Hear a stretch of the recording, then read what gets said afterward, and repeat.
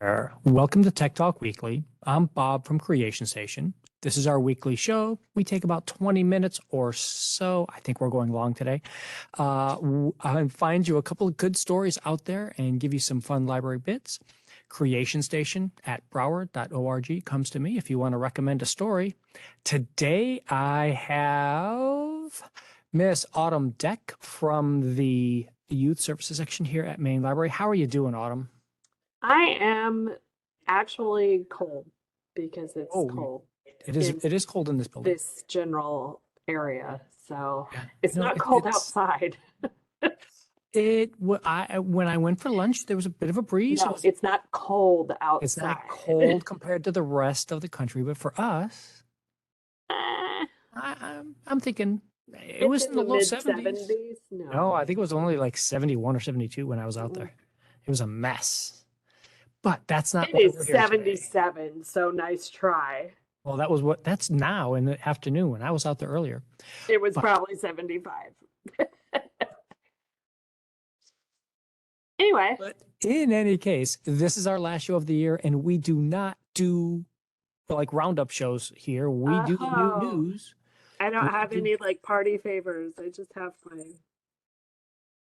Oh, nice, nice. jingle bells. I did not think about doing that at all. That's very good of you. Thank you. They also frown on champagne at work, so Oh, next time we do this, I will have that for us. there you go. But I Yeah, we're want going long. to. Yeah, we're going long. And so here's our first story. Uh, this was just too fun to do. It was. So, so they put out an asteroid launcher that lets you explore and try different types of asteroids and smash them into different places on the planet.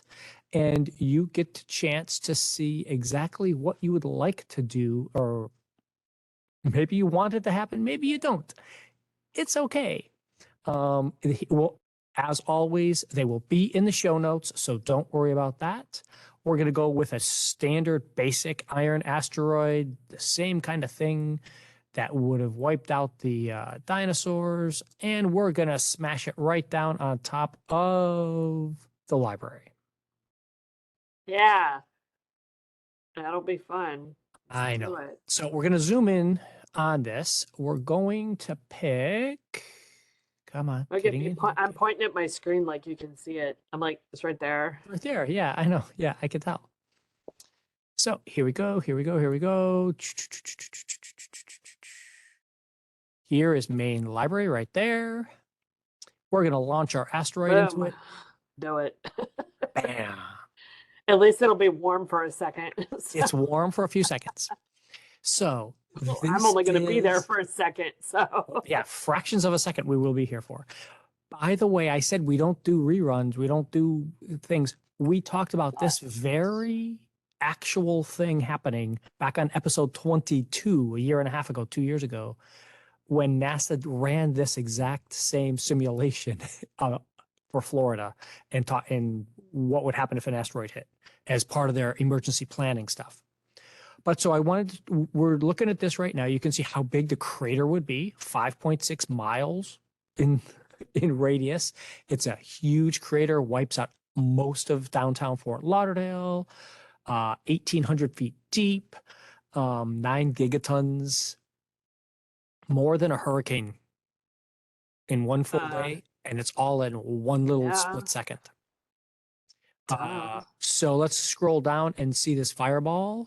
Sweet. 8.3 mile Zoom out. fireball. Zoom out. Yeah. Zoom out. Yeah. I know. So I'm getting there. I'm getting there. So this is why when people that's awesome. talk about things, by the way, this is a tiny, small little asteroid. This is not the big monster planet busting, kill the dinosaurs one.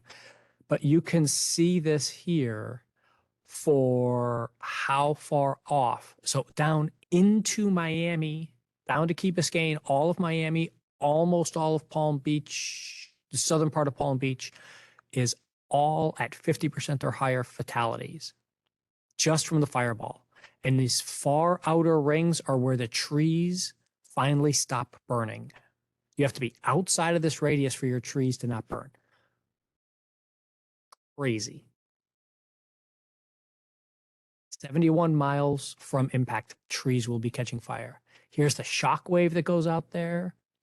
And the peak wind, this is the one that I think people will get most freaked out about because you don't think about this part of it.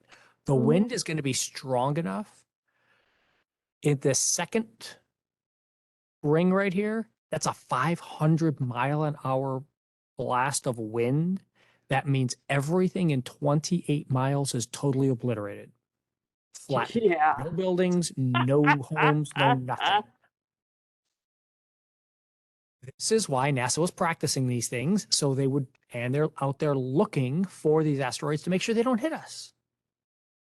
Yeah, good luck with that. Trying. It's an awful big sky. Yeah, but DART did succeed last year. So DART was the asteroid hunter that they put out there and smashed into the asteroid and moved it off course. So it proved it could be done. So it was really good. All right. But they knew where it was. So yeah, that helps. It helps to know where they are. I agree. I know. It's not the ones you know where they are. It's the one that sneaks up on you. Yeah. And then you got to send Bruce Willis to go. I'm okay with sending him away. Yeah. Oh, that's not nice. Well, I could pick other people I'd rather, but I don't like you actually watch that movie anyway. So I did actually. No, you didn't. I did. We had Did an you episode. sit still and watch the whole thing? Yeah. Are you sure? Last year or 2 years ago, back in mid 2021, we did an episode with Victoria from the Miramar Library. No, yeah, she was at Miramar at she's that time. Pembroke Pines. She's at Pembroke Pines now. Oh, she was at Sunrise? I forget which library she was at when she did the show.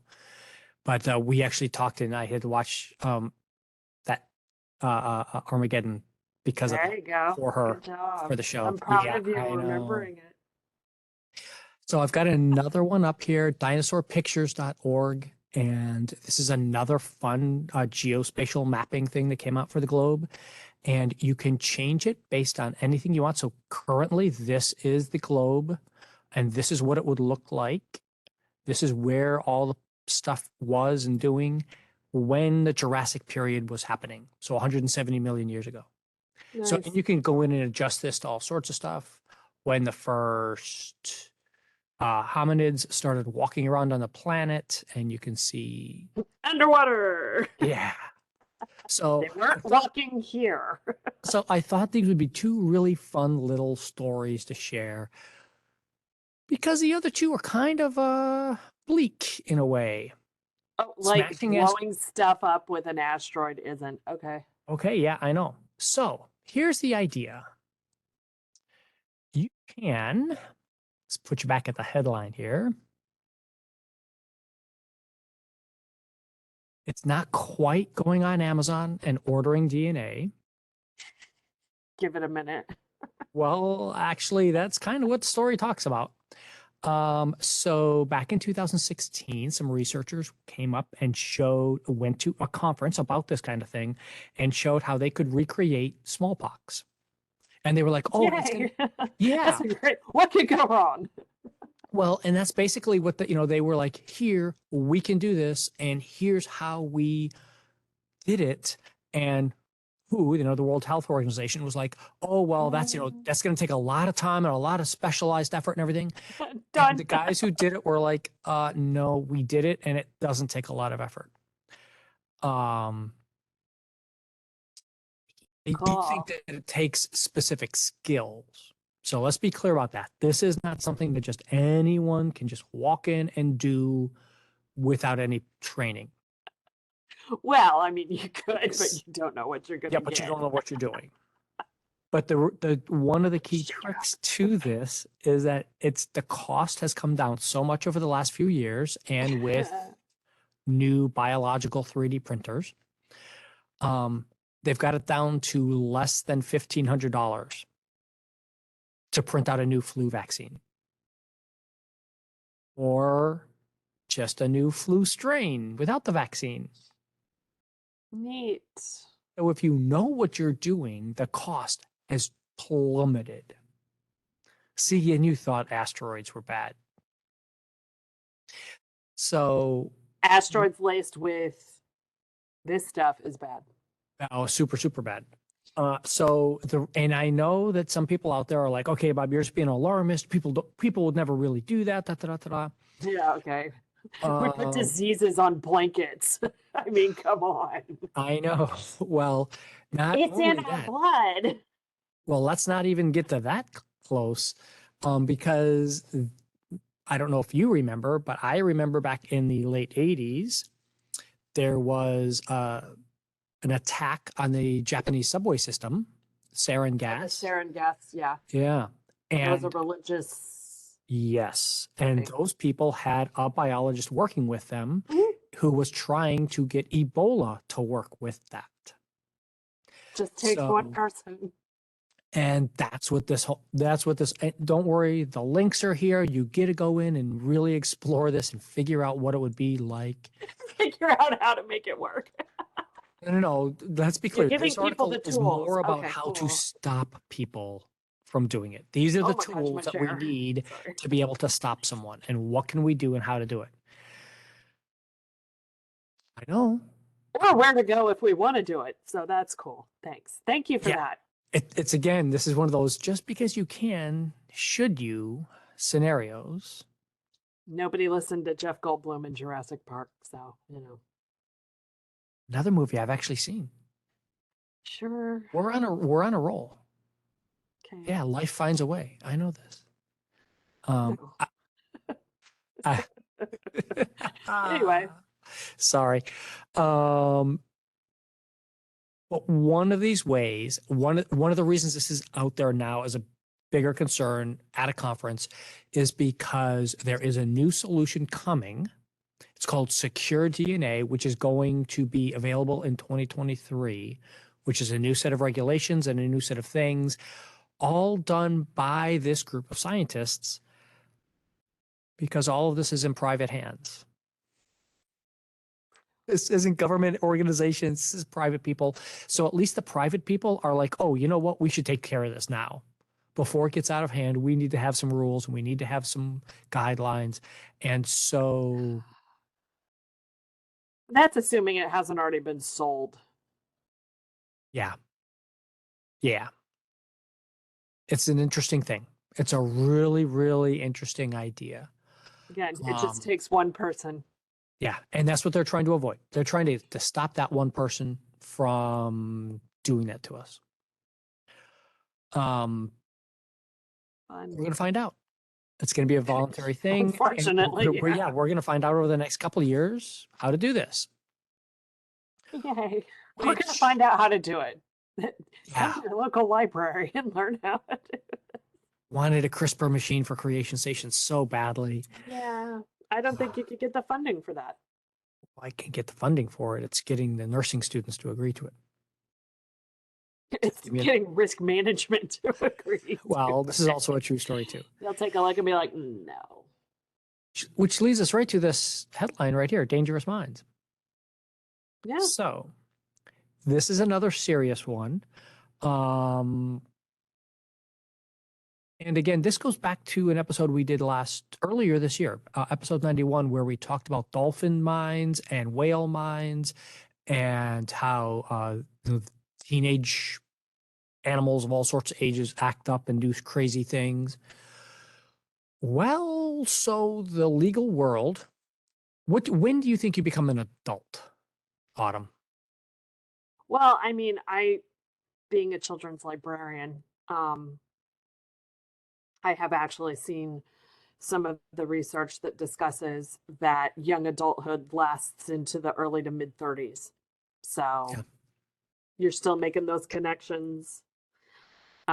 So this 18 to 21 business Yeah. doesn't hold. Yeah. So there's a current court case going on in Michigan right now where they are debating the mandatory life without parole statutes for a young person, a 18-year-old, would go away for life for doing something when he didn't wasn't fully developed, wasn't able to make his choices properly, whatever. What kind of um, responsibilities are there? Because you commit a violent act, you need to be responsible for it. Of course. But where do we draw the line for permanency if the person Hmm. can't do it on a permanency basis? And this is probably one of the longest articles we've shared in a while on the show. They get into a lot of the neuroscience, they get into all these various things. But one of the ones that kind of hit on was exactly what you just said. That, Hmm. there's this idea in the zeitgeist out there that, well, we don't become fully mature until 25. I know exactly. See, that's what you're. Okay. So, at what do you do? At what point do you say you can drive, you can drink, you can vote, you can join the military? Where should you be punished on these various things for breaking these laws? Give me your thought first before I bring up the very end of the So article. I do know that at least in early childhood brain development, it's a, and this has to progress as you can just take a look around you and see it, that not everybody's brain matures at the same time, right?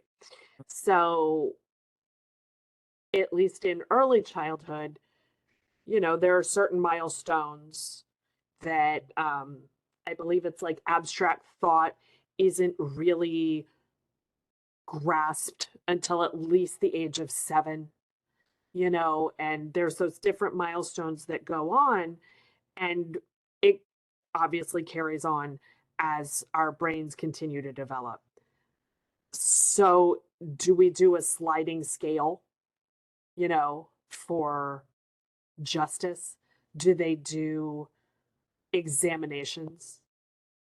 The different criteria. Y- yeah, it's trying to figure out what somebody understands can be very difficult. Yeah. And that sliding scale is something they get into here in the latter part of this article, where Mhm. we currently already have that sliding scale. Because I know people are out there like, wait, you have to hold people accountable, No, and you can't. that's not in Yeah, question. if they're old enough to do this, then they have to be held accountable, and everyone who's 21 or whatever, etc. And then the article goes on to go, you could be much later in life, and we will give you the sliding scale for a concussion, for trauma, for temporary insanity, and you will be able to, we will give you the benefit of the doubt on certain things when you're older, when you've already passed that point of, well, we think you're mature, and Mhm. so we're going to give you that point. And so, what does the legal system do with the new research? And part of that, and part of the issue here is, and this is one of those conversation pieces, have this conversation with somebody else, and after you've read this article, and think about, because if you change the laws based on every time we get a little incremental change in our understanding of how biology works or how mental health works, we're going to get pretty chaotic. Right. I think the bigger picture here is fundamentally changing the justice system in how we punish people at all. There's, without getting too radical in it, we are all pretty aware that there's more than one justice system, you know, Yep. and it plays out differently for different people. And for some people, this science will come up, Yeah. and for others, it won't even matter. And that's how that stands right now. And what needs to occur is the same criteria for everybody, right? And yeah, yeah, okay. I I'm in. know. No, I'm Yeah, no, I got you. No, yep. Yeah, I mean, I will point out that of the three court cases that are currently part of this, all of them involve African Americans. okay. So, yeah, I mean, it's a very clear thing that it's all that there is an issue in the justice system that way too. And one of the points that they make, and I wanted before we have to wrap up here, for this at the end here is saying, what's the difference or is there a significant difference in giving someone a 20-year sentence versus a life sentence, depending upon their maturity or depending upon their age? Because if somebody has, like you pointed out, in the justice system, if you go to jail when you're 18 and you come out when you're 48, is your life going to be significantly changed? Yeah. Obviously. Yeah. And so what will you be able to do at 48 and beyond? And how do we do this? Like you said, it's all reform. So it's a really good idea as they're going through this and talking about, mandatory waiting periods for guns, for all sorts of medical procedures that are in the pop culture right now, for all these various things. Everyone needs to take a step back and really think about things aren't black and white, and we need to create some ambiguity to trust the experts to help that out in theory if they could apply it equally to everyone. Right. Yeah, I know. Such a fun thing to end on today. That's why we were blowing up stuff at the beginning of the show, folks. Should have saved that for the end. Just blow stuff up. Like that's it. We're done. We're just gonna blow it up. We're just It'll going be to blow great. up everything as we get ready for things. It'll be great.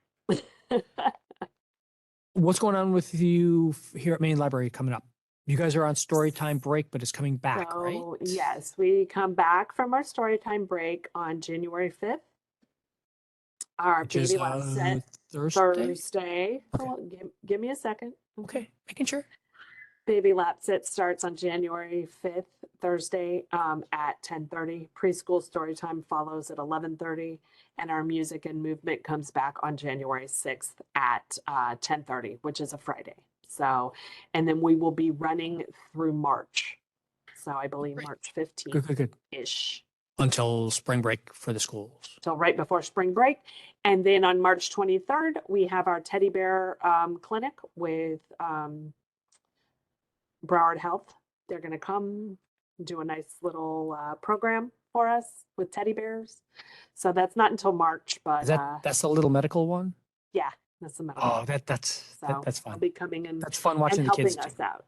Yeah. So yeah, Yeah. yeah. We'll try to remember to advertise that one too back then. But And we have Moonlight Tales coming up for big people coming up in February here at Main Library. So keep on the lookout excellent. for that.